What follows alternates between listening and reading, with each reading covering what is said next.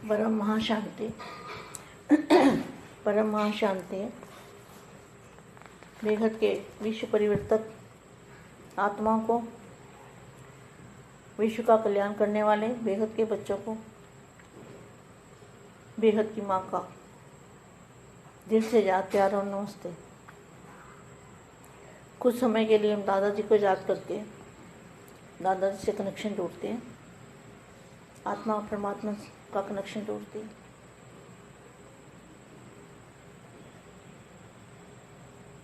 परम महाशांति। आज मैं कुछ बात बताना चाहती हूँ। उस दिन क्रोध के ऊपर मैंने बात बताई थी कि क्रोध जो है, क्रोध अग्नि कहा जाता है। क्रोध को अग्नि कहते हैं। अग्नि में हर चीज़ भस्म हो जाती है। तो जो हमारी शक्तियाँ, आत्मा की शक्तियाँ हैं, वो क्रोध अग्नि के अंदर भस्म हो जाती है। आत्मा में कोई शक्ति नहीं रहती। हमने कितना भी पुरुषार्थ किया हो, अगर हमें क्रोध आ गया तो सारी शक्ति वेस्ट चली जाएगी। जैसे महाभारत में कृष्ण और अर्जुन अपने रथ पर खड़े होके जब 18 क्षोणी सेना के साथ युद्ध कर रहे थे, युद्ध हो रहा था, तो युद्ध के मैदान में भी कृष्ण मुस्कुरा रहे थे।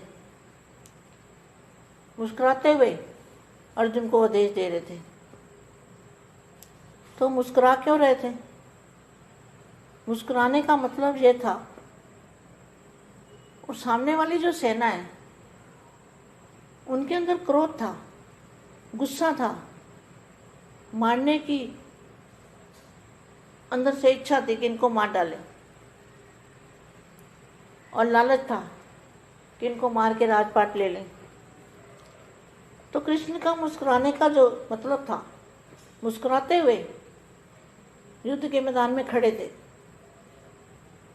मुस्कुराने का मतलब यही था कि सामने वाले की दशा, सामने वाले का भविष्य जान रहे थे कि जो क्रोध अग्नि है इनको जला रही है और भस्म कर रही है। तो उनका भविष्य देख रहे, देखते देखते इसलिए मुस्कुरा रहे थे। उनको अपना भविष्य नहीं पता था कि हम क्रोध अग्नि में जल रहे हैं। इसलिए मैं बेहद के बच्चों को रिक्वेस्ट करती हूँ कि भाई सबसे पहले अपने अंदर से काम, क्रोध, मोह, लोभ, अहंकार इनको ख़त्म करना पड़ेगा, तभी हमारी बेहद की स्थिति बनेगी। तो अब मैं वाणी पढ़ती हूँ। जितनी लगन होगी उतना जल्दी बाप सामने होगा। तो जिनको लगन थी, बाप को ढूंढने की लगन थी, उतनी जल्दी उनके सामने बाप प्रत्यक्ष हो गया। यह नहीं निराकार है क्या? यह नहीं कि निराकार है, बाप साकार है, आकार है। बातें कैसे करेंगे? अगर निराकारी और आकारी है तो बात कैसे करेंगे?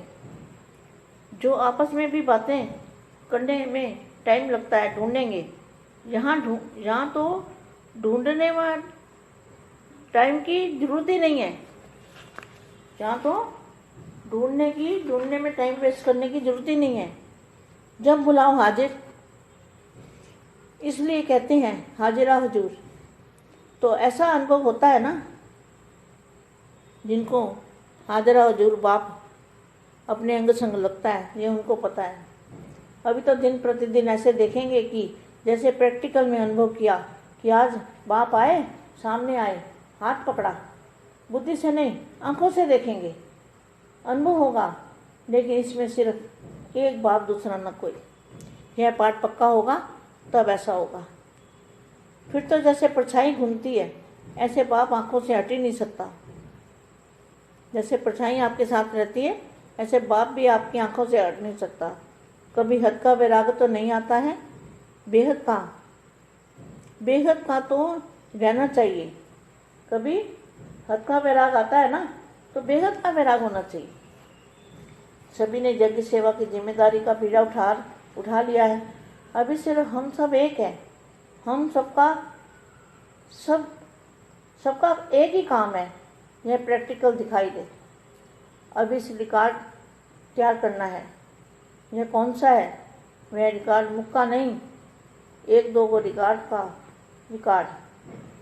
यही रिकॉर्ड फिर चारों ओर बजेगा। रिकॉर्ड देना, रिकॉर्ड लेना। छोटे को भी रिकॉर्ड देना, बड़ों को भी देना। यह रिकॉर्ड अभी निकालना चाहिए। अभी चारों ओर इस रिकॉर्ड की आवश्यकता है। सार रूप में स्थित हो, विस्तार में आने से कोई भी प्रकार का विस्तार को आकर्षण नहीं होगा।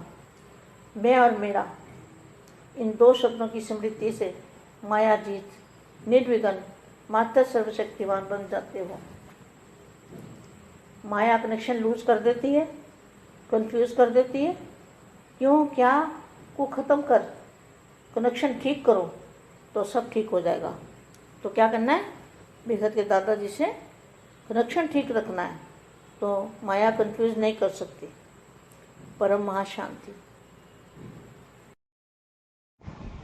బేహద్ పరం మహాశాంతి. బేహద్ ఆత్మిక పరివారమునకు, ఆత్మిక సోదరి సోదరులకు బాపూజీ దశరథభాయ్ పటేల్ తెలుగు ఛానల్కు స్వాగతం. ఈరోజు మనము బేహద్ మా చెప్పినటువంటి దివ్య సందేశంలో మా తన అనుభవమును, మనలో ఉన్నటువంటి క్రోధాన్ని ఎలా తొలగించాలి, క్రోధాగ్నిని సమాప్తం చేసుకోవడానికి యోగాగ్నిని ఎలా మన లోపల రగుల్చుకోవాలి అనేటువంటి విషయం గురించి, చేయాల్సిన పురుషార్థం గురించి చెప్తున్నటువంటి హిందీ వీడియో ఇంతవరకు మీరు విన్నారు. దీనికి తెలుగు అనువాదం. బేహద్ విశ్వ పరివర్తక ఆత్మలకు, విశ్వ కళ్యాణకారి ఆత్మలకు, బేహద్ సేవాదారి ఆత్మలకు, బేహద్దు పిల్లలకి బేహద్దు మా యొక్క హృదయపూర్వకమైన ప్రియస్మృతులు మరియు నమస్తే. మనము ఇప్పుడు కొద్దిసేపు దాదాజీని స్మృతి చేద్దాము. దాదాజీ తోటి కనెక్షన్ జోడించటంతో మనకు పవర్ అనేది వస్తుంది. ఇది ఆత్మ పరమాత్మల యొక్క కనెక్షను అంటూ మా సైలెంట్గా బాపు స్మృతిలో ఉంటూ మురళి వినండి, సందేశం వినండి అని చెప్తూ ఉన్నారు. మా ఈరోజు చెప్తూ ఉన్నారు, క్రోధం పైన విజయాన్ని ఎలా పొందాలి. ఎవరైతే కోపం, ఎవరిపైనైతే ఎవరికైనా క్రోధం వస్తుంది అంటే దీన్ని అగ్ని అనే అన్నారు, క్రోధాగ్ని అంటారు. క్రోధాగ్నిని మనం భస్మం చేసుకోవాలి. అగ్నితోటి ప్రతి ఒక్క వస్తువుని కూడా భస్మం చేస్తారు, కానీ యోగాగ్నితోటి మనం క్రోధాగ్నిని భస్మం చేయవచ్చు. ఇవి ఆత్మ యొక్క శక్తి. యోగాగ్ని అంటే ఆత్మ యొక్క శక్తి.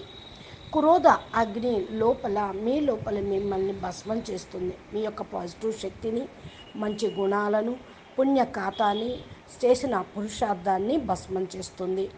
ఆత్మలో శక్తి అనేది ఉండదు.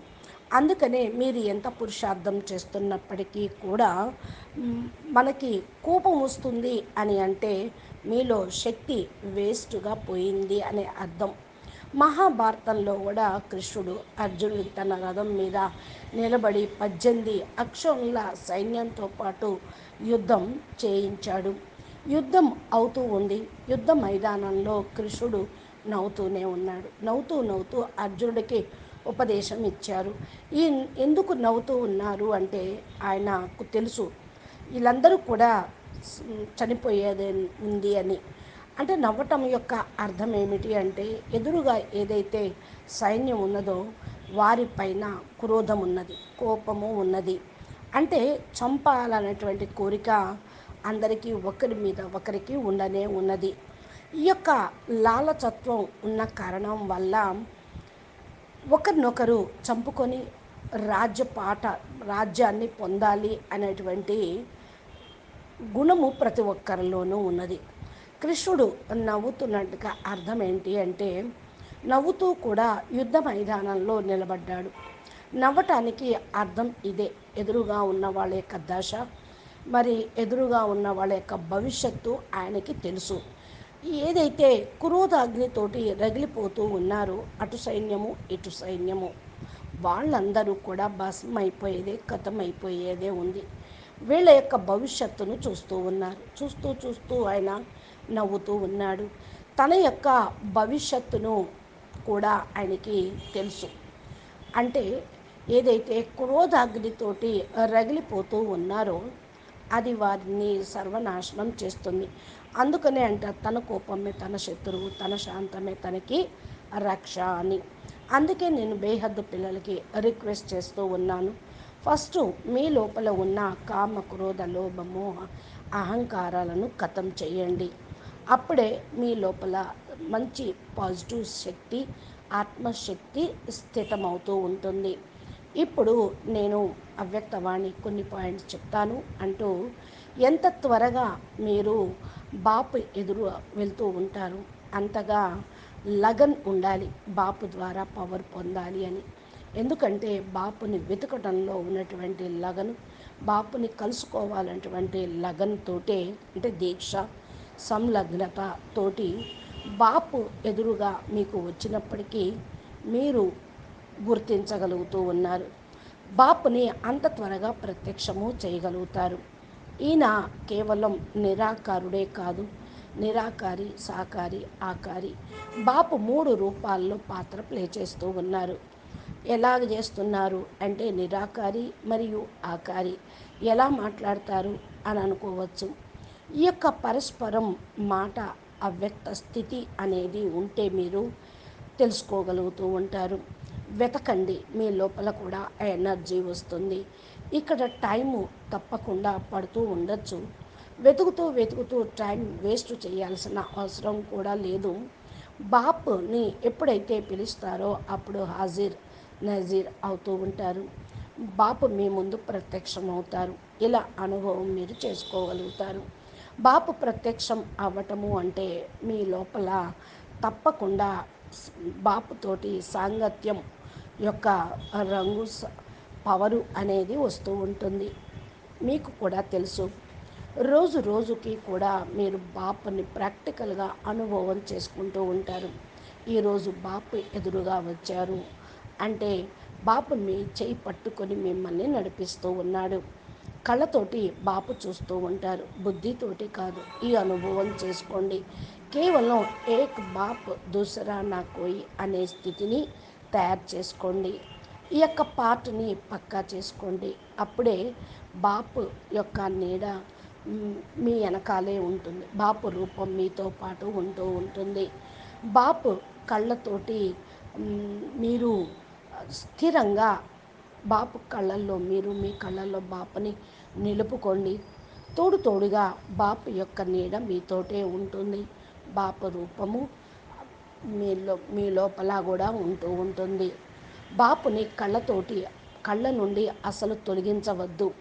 హద్దులో వైరాగ్యం అనేది రావటం కాదు, బేహద్దుగా వైరాగిగా కావాలి మీరు. హద్దు వైరాగ్యం కంటే కూడా బేహద్దు ప్రాప్తిని కలిగించేది బేహద్దు వైరాగ్యం. ఇది యజ్ఞ సేవ యొక్క బాధ్యత గొప్పగా తీసుకుంటూ ఉన్నారు. ఇప్పుడు అంతా ఒక్కటే, మనమంతా ఒక్కటే, ఒకే పని చేస్తున్నాం. బాపుని ప్రాక్టికల్గా ప్రత్యక్షం చేసి చూపిస్తూ ఉన్నాం. ఇప్పుడు వికాసము అనేది, అభివృద్ధి, ప్రగతి అనేది లభిస్తూ ఉంది. ఇది ఎలాంటి అభివృద్ధి? ఎక్కువగా ముఖము తోటి కాదు, చాలా లోతైనటువంటి ధారణతోటి. నలువైపులా అధికారి ఆత్మలు వస్తారు, రికార్డ్ అనేది ఇస్తూ ఉంటారు, గౌరవం ఇస్తారు. ఏదైతే గొప్ప గొప్ప వాళ్ళు ఉన్నారో వాళ్ళందరూ కూడా బాపుని పొందటం కోల్పోయారు, తెలుసుకోలేకపోతూ ఉన్నారు. మనము ఈ స్థూలమైన ప్రపంచానికి గౌరవ మర్యాదలు, మాన్ మర్తబా అన్నీ వదిలేస్తేనే వికారాల నుండి మీరు బయటపడగలుగుతారు. వదిలిపోతాయి. నలువైపులా రిగార్డ్, గౌరవము తప్పనిసరి. ఈ రూపంలో మరి బాపుని మీరు పొందాలి. ఆకర్షణ అనేది స్థూల ప్రపంచం వైపు ఉండరాదు. 2 మాటలు మీకు చెప్తూ ఉన్నాను. బాపు యొక్క స్మృతితోటి మాయాజిత్తుగా, నిర్విఘ్నంగా మాస్టర్ సర్వశక్తివానుగా కండి. మాయ కనెక్షన్ని లూజ్ చేయండి. కన్ఫ్యూజను కావద్దు. లూజుగా మాయతోటి కనెక్షన్ ఉంటే అది వదిలేసి వెళ్ళిపోతూ ఉంటుంది, కథమైపోతూ ఉంటుంది. ఇది కరెక్ట్ చేయాల్సిన పని. బేహద్ దాదాజీతోటి కనెక్షన్ కరెక్ట్గా ఉండండి, మాయతోటి కన్ఫ్యూజ్ అనేది కావద్దు అంటున్నారు మా అచ్చా. పరం శాంతి. నమస్తే, ధన్యవాదాలు. బేహద్కే బేహద్, పరం పరం పరం, మహాశాంతి హై, మహాశాంతి హై, మహాశాంతి హై. నమస్తే. బాపూజీ దశరథభాయ్ పటేల్ తెలుగు ఛానల్లో బాపూజీ అద్భుతమైనటువంటి జ్ఞానము, మా దివ్య సందేశాలు, అవ్యక్తవాణిలు, సాకార మురళీలు, జ్ఞానము, యోగము, ధారణ, సేవ గురించి చక్కటి సందేశం ఇస్తూ ఉన్నారు. మీరు ఈ యొక్క మార్గంలో నడుస్తూ ముందుకు వెళ్ళాలి అంటే, మీ లోపల ఉన్న వికారాలు తొలగించుకోవాలి అంటే, మీరు మా ఛానల్ని సబ్స్క్రైబ్ చేసి గంట సింబల్ని ప్రెస్ చేయండి. నోటిఫికేషన్ రూపంలో మీరు పొందవచ్చు.